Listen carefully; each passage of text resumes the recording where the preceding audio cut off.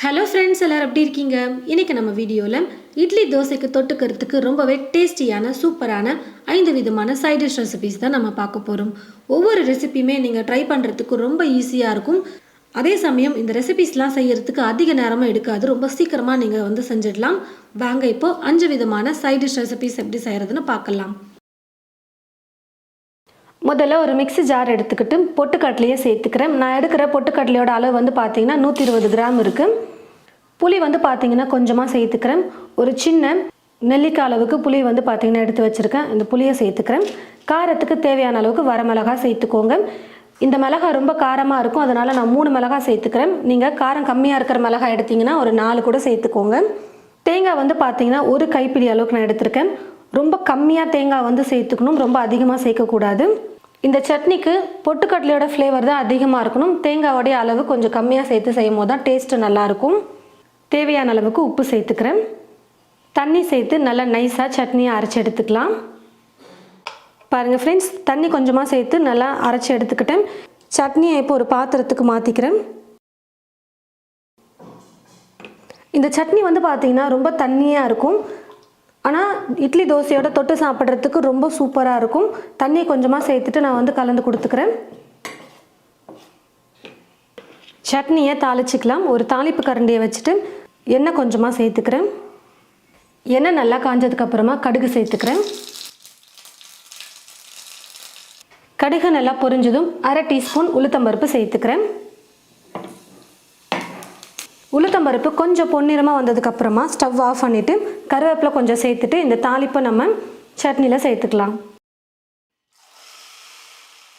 தாளித்து கொட்டி கலந்து கொடுத்ததுமே கொஞ்சம் பிளேட் போட்டு மூடி வச்சுடுங்க. அந்த தாளிப்பொடிய மனம் வெளியில் போகக்கூடாது. ஒரு 2 நிமிஷம் அப்படியே இருக்கட்டும். நல்லா சுட சுட இட்லி செஞ்சுட்டு இந்த மாதிரி சட்னி நல்லா தண்ணியாக பொட்டுக்கடலை சட்னியை ஒரு 5 நிமிஷத்தில் ரெடி பண்ணிவிட்டு நீங்கள் கொடுத்தீங்கனாலே போதும், ரொம்ப விரும்பி சாப்பிடுவாங்க.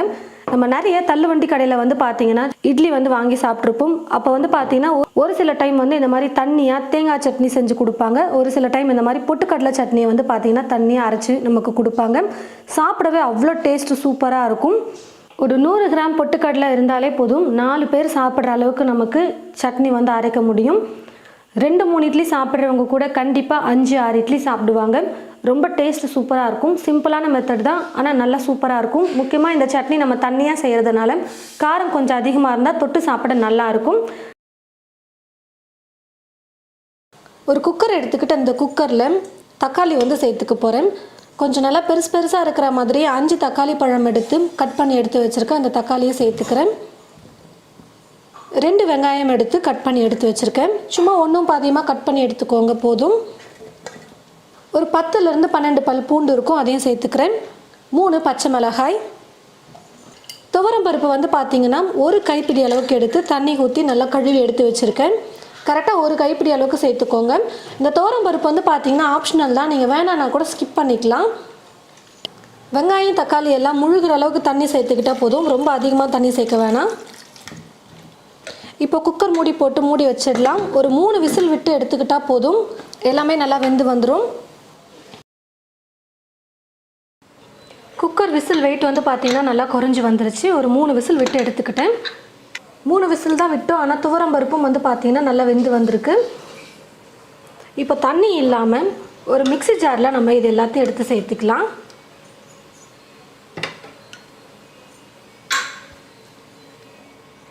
பாருங்கள், கொஞ்சம் கூட நான் தக்காளி பருப்பெல்லாம் எதுவுமே இல்லாத மாதிரி வடிகட்டி எடுத்துட்டேன். எல்லாத்தையும் மிக்ஸி ஜாரில் சேர்த்துக்கிட்டேன். தண்ணியெல்லாம் எதுவுமே சேர்க்காமல் நல்லா சூடு ஆறுனதுக்கப்புறமா நைஸாக அரைச்சி எடுத்துக்கலாம். இந்த தண்ணியை அப்படியே வச்சுடுங்க, நம்ம சமைக்கும் போது யூஸ் பண்ணிக்கலாம். ஸ்டவ்வை பற்ற வச்சுக்கிட்டு ஸ்டவ் மேலே ஒரு பாத்திரம் வச்சுருக்கேன். பாத்திரம் நல்லா சூடு இருந்ததும் எண்ணெய் சேர்த்துக்கிறேன். எண்ணெய் நல்லா காஞ்சதுக்கப்புறமா கடுகு கொஞ்சமாக சேர்த்துக்கிறேன். கடுகு நல்லா பொரிய ஆரம்பித்ததுக்கப்புறமா 1/2 ஸ்பூன் சீரகம், ஒரு 10லேருந்து 15 வெந்தயம் சேர்த்துக்கிறேன். குண்டு மிளகாய் 2 சேர்த்துக்கிறேன். மிளகாய் இல்லைனா பரவாயில்ல, நீங்கள் நீட்டு வர மிளகாவை கூட 2ஆக கிள்ளி சேர்த்துக்கோங்க. வெங்காயம் ஆப்ஷனல் தான். ஏற்கனவே நம்ம வெங்காயத்தை வேக வச்சு அரைச்சி வேறு எடுத்து வச்சுருக்கோம், அதனால் இப்போ சேர்க்கணும்னு இல்லை. கொஞ்சம் சாம்பார் வெங்காயம் சேர்த்துக்கிட்டால் டேஸ்ட் இன்னும் நல்லாயிருக்கும் அப்படின்றதுனால ஒரு 6-7 சின்ன வெங்காயம் எடுத்து கட் பண்ணி எடுத்து வச்சுருக்கேன், அதை சேர்த்துக்கிறேன். கூடவே கொஞ்சம் கருவேப்பிலையும் எடுத்து வச்சுருக்கேன், அதையும் சேர்த்துக்கிறேன்.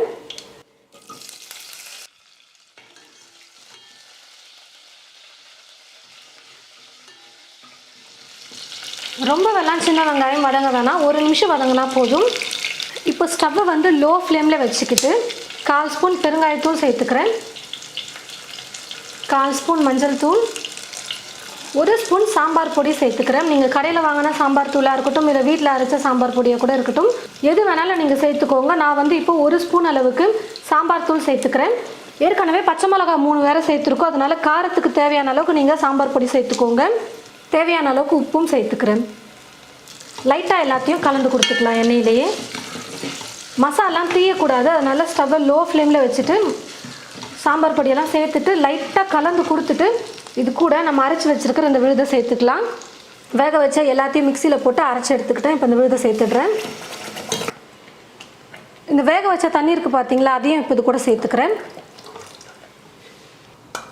சாம்பார் உங்களுக்கு இப்போ எந்த அளவுக்கு தண்ணியாக வேணுமோ அதுக்கேற்றது போல் தண்ணி சேர்த்துக்கோங்க.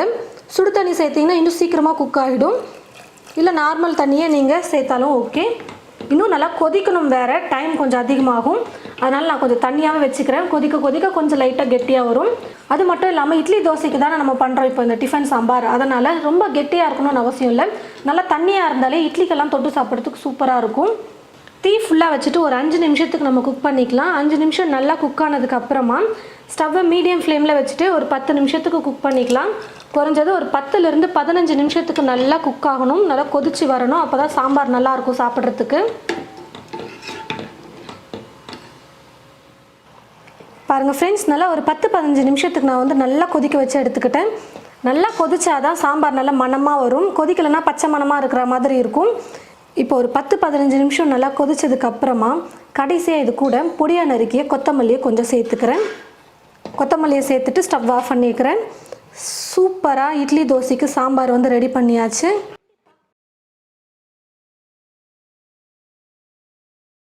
ஸ்டவ்வை பற்ற வச்சுக்கிட்டு ஸ்டவ் மேலே ஒரு பேன் வச்சுட்டு பேன் நல்லா சூடேறினதும் 1 டீஸ்பூன் அளவுக்கு எண்ணெயை சேர்த்துட்டு எண்ணெய் நல்லா காஞ்சதும் 1/4 டீஸ்பூன் சீரகம், 1 டீஸ்பூன் உளுந்து சேர்த்துட்டு லைட்டாக வறுத்ததுக்கப்புறமா 3 வரமிளகாய் சேர்த்துக்கிறேன். உங்களுக்கு காரம் எந்த அளவுக்கு வேணுமோ அதுக்கேற்றது போல் மிளகாய் வந்து சேர்த்துக்கோங்க. ஓரளவுக்கு உளுந்து மிளகாய் வறுப்பட்டு வந்ததுக்கப்புறம் 1 வெங்காயம் எடுத்து இந்த மாதிரி கட் பண்ணி வச்சுருக்கேன். இந்த வெங்காயத்தை சேர்த்துட்டு 1 பட்டாணி அளவுக்கு புளியை வந்து எடுத்து வச்சுருக்கேன். இந்த புளியை சின்ன சின்னதாக இது போல் பிச்சு சேர்த்துட்டு 2 பல் பூண்டு சேர்த்துட்டு வெங்காயத்தை நல்லா வதக்கிக்கலாம். பாருங்கள் ஃப்ரெண்ட்ஸ், வெங்காயம் ஓரளவுக்கு நல்லா வதங்கி வந்துருச்சு. வெங்காயத்தை கொஞ்சம் நல்லா வதக்கிட்டு அரைக்கும்போது அந்த பச்சை மணம் இல்லாமல் இருக்கும், சட்னி சாப்பிட நல்லாயிருக்கும். இப்போ எல்லாத்தையும் நல்லா வதக்குனதுக்கப்புறம் ஸ்டவ் ஆஃப் பண்ணிவிட்டு நல்லா சூடாறினதுக்கப்புறம் ஒரு மிக்சி ஜாரில் சேர்த்துட்டு மிக்சியில் போட்டு கொஞ்சம் நைஸாக அரைச்சி எடுத்துகிட்டு அதுக்கப்புறமா வேர்க்கடலை வந்து சேர்த்துக்க போகிறேன். அதாவது இந்த அளவுக்கு கொஞ்சம் அரைச்சதுக்கப்புறமா வேர்க்கடலையே சேர்த்துக்கிறேன். 100 கிராம் அளவுக்கு வறுத்த வேர்க்கடலை எடுத்திருக்கேன். நல்லா வறுத்துட்டு தோல் எடுத்துகிட்டு நான் எடுத்து வச்சுருக்கேன். தேவையான அளவுக்கு கல் உப்பு சேர்த்துட்டு கொஞ்சம் கொஞ்சமாக தண்ணியை சேர்த்து சட்னியை வந்து பார்த்திங்கன்னா இது போல் அரைச்சி எடுத்துக்கிட்டேன். ரொம்பவும் நைஸாக அரைக்காமல் கையில் தொடும்போது கொஞ்சம் லைட்டாக நரன்னு இருக்கிற மாதிரி பார்த்து அரைச்சிக்கோங்க. ரொம்ப நைஸாக அரைச்சிட்டாலும் சட்னி வந்து நல்லா இருக்காது சாப்பிட. இப்போ இந்த சட்னியை ஒரு கப்பில் மாற்றிட்டு தாளித்து சேர்த்துக்க போகிறேன். ஏற்கனவே வதக்கின அதே பேனில் வந்து பார்த்திங்கன்னா கொஞ்சமாக எண்ணெயை சேர்த்துட்டு எண்ணெய் நல்லா காஞ்சதும் கடுகு கொஞ்சம் சேர்த்துட்டு கடுகு நல்லா பொரிஞ்சு வந்ததுக்கப்புறம் 1/4 டீஸ்பூன் உளுந்து சேர்த்துட்டு நல்லா பொன்னிறமாக வந்ததும் ஸ்டவ் ஆஃப் பண்ணிவிட்டு கடைசியாக கருவேப்பிலையை சேர்த்து இந்த தாளிப்பை சட்னியில் சேர்த்துட்டு கலந்து கொடுத்துக்கலாம். சட்னி உங்களுக்கு எந்த அளவுக்கு தண்ணியாக வேணுமோ அதுக்கேற்றது போல் தண்ணி சேர்த்து நீங்கள் மிக்ஸ் பண்ணிக்கோங்க. நான் வந்து பார்த்திங்கன்னா கொஞ்சம் கெட்டியாக வந்து பண்ணியிருக்கேன். சாதத்தோடு பிசைஞ்சு சாப்பிடவும் ரொம்ப சூப்பராக இருக்கும் இந்த சட்னி.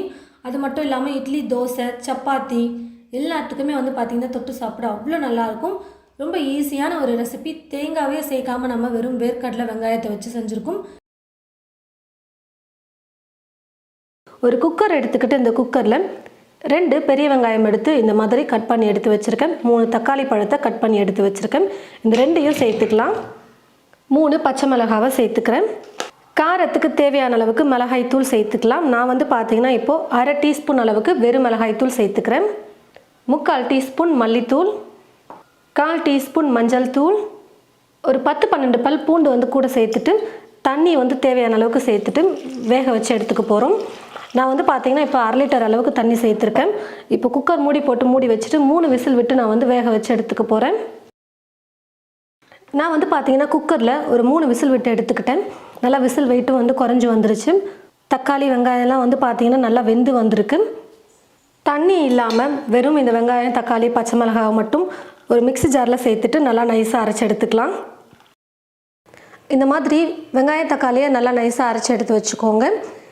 இப்போது ஸ்டவ் பற்ற வச்சுக்கிட்டு ஸ்டவ் மேலே ஒரு பாத்திரம் வச்சுட்டு பாத்திரம் நல்லா சூடு ஏறினதும் எண்ணெய் கொஞ்சமாக சேர்த்துக்கிறேன். எண்ணெய் நல்லா காஞ்சதுக்கப்புறமா கடுகு கொஞ்சம் சேர்த்துட்டு நல்லா கடுகு பொரிஞ்சு வந்ததுக்கப்புறம் ஒரு 4-5 சின்ன வெங்காயத்தை எடுத்து இந்த மாதிரி பொடியாக கட் பண்ணி வச்சுருக்கேன். கொஞ்சம் கருவேப்பிலை எடுத்து வச்சுருக்கேன். நீங்கள் வெங்காயம் சேர்க்காம கூட அப்படியே வெறும் கருவேப்பிலை மட்டும் சேர்த்துட்டு மற்ற பொருட்களை சேர்த்துக்கலாம். கொஞ்சமாக சின்ன வெங்காயத்தை நறுக்கி சேர்த்து செய்யும் போது சாம்பார் வந்து ரொம்ப சூப்பராக இருக்கும். பாருங்கள் ஃப்ரெண்ட்ஸ், வெங்காயம் நல்லா ஓரளவுக்கு வதங்கி வந்துருச்சு. இப்போது அரைச்சி எடுத்து வச்சுருக்கிற இந்த விழுதை இது கூட சேர்த்துட்டு வெங்காயம் தக்காளி வேக வச்ச தண்ணி இருக்குது பார்த்தீங்களா, அந்த தண்ணியும் இது கூட சேர்த்துட்டு நல்லா கலந்து கொடுத்துக்கிறேன். உங்களுக்கு சாம்பார் எந்த கன்சிஸ்டன்சிக்கு வேணுமோ அதுக்கேற்றது போல் தண்ணி வந்து ஆட் பண்ணிக்கோங்க. கொஞ்சம் இட்லிக்கு வந்து பார்த்திங்கன்னா தண்ணியாக இருந்தால் நல்லாயிருக்கும். நான் வந்து இப்போ இட்லி தான் செய்ய போகிறேன், அதனால் கொஞ்சம் தண்ணியும் சேர்த்து கலந்து கொடுத்துக்கிறேன். ஒரு கப் எடுத்துக்கிட்டு இந்த மாதிரி ஸ்பூன் ஃபுல்லாக கோபுரமாக 1 டீஸ்பூன் அளவுக்கு கடலை மாவை சேர்த்துட்டு தண்ணி கொஞ்சமாக சேர்த்து நல்லா நைஸாக உருண்டைகள் இல்லாமல் கரைச்சி எடுத்துக்கலாம். பாருங்கள், நல்லா நைஸாக உருண்டைகள் இல்லாமல் நல்லா கலந்ததுக்கப்புறமா இது கூட சேர்த்துக்கலாம். இன்னும் நம்ம வந்து பார்த்திங்கன்னா சாம்பாருக்கு உப்பு சேர்க்கவே இல்லை. இப்போ தேவையான அளவுக்கு உப்பு சேர்த்துக்கிறேன்.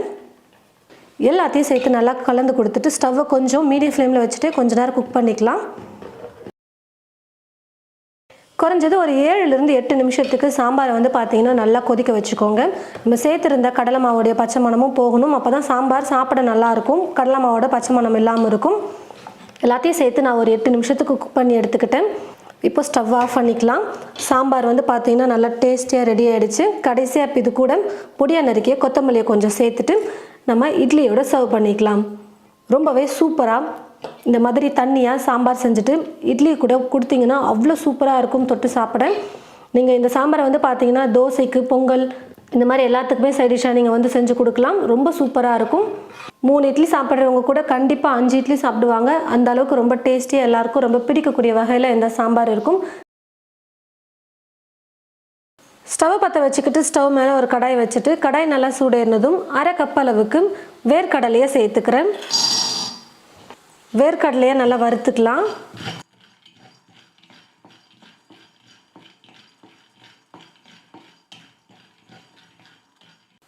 வேர்க்கடலை ஒரு 3/4 பாகத்துக்கு நல்லா வறுப்பட்டதுக்கு அப்புறமா இது கூடவே வந்து பார்த்தீங்கன்னா 1/2 கப் அளவுக்கு பொட்டுக்கடலையை சேர்த்துக்கிறேன்.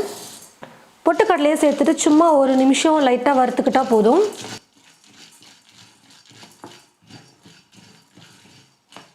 பொட்டுக்கடலையை சேர்த்து ஒரு நிமிஷம் நல்லா வறுத்துட்டேன். இப்போ ஸ்டவ் ஆஃப் பண்ணிவிட்டு இது ஒரு பிளேட்டுக்கு மாற்றிக்கலாம். நல்லா சூடு ஆறட்டும். ஒரு மிக்ஸி ஜார் எடுத்துக்கிட்டு நம்ம வறுத்து எடுத்து வச்சுருக்கிற இந்த பொட்டுக்கடலை வேர்க்கடலையை சேர்த்துக்கலாம்.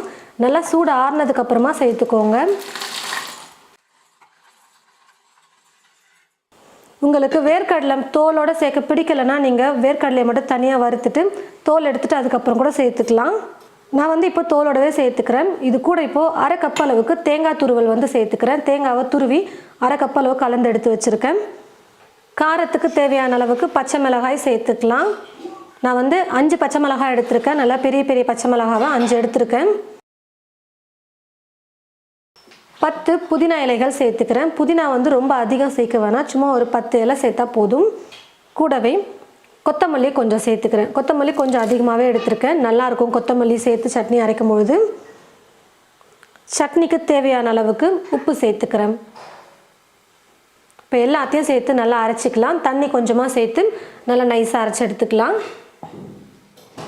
தண்ணி கொஞ்சமாக சேர்த்து சட்னி வந்து நல்லா அரைச்சிக்கிட்டேன். இப்போ வந்து நீங்கள் தேவையான அளவுக்கு தண்ணி சேர்த்துக்கோங்க. உங்களுக்கு எந்த அளவுக்கு சட்னி கெட்டியாக வேணுமோ இல்லை தண்ணியாக வேணுமோ அதுக்கேற்றது போல் தண்ணியை சேர்த்து நீங்கள் மிக்ஸ் பண்ணிக்கோங்க.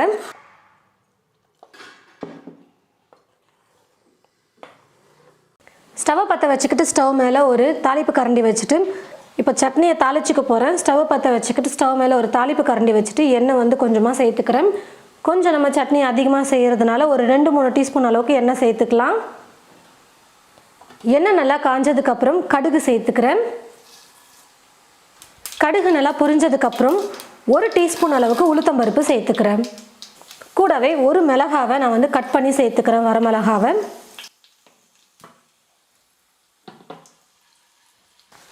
கடைசியாக உளுத்தம்பருப்பு நல்லா பொன்னிறமாக வந்ததுக்கப்புறமா ஸ்டவ் ஆஃப் பண்ணிவிட்டு கருவேப்பிலையை கொஞ்சம் சேர்த்துக்க போகிறேன். இப்போ இந்த தாளிப்பை சட்னியில் சேர்த்துக்கலாம்.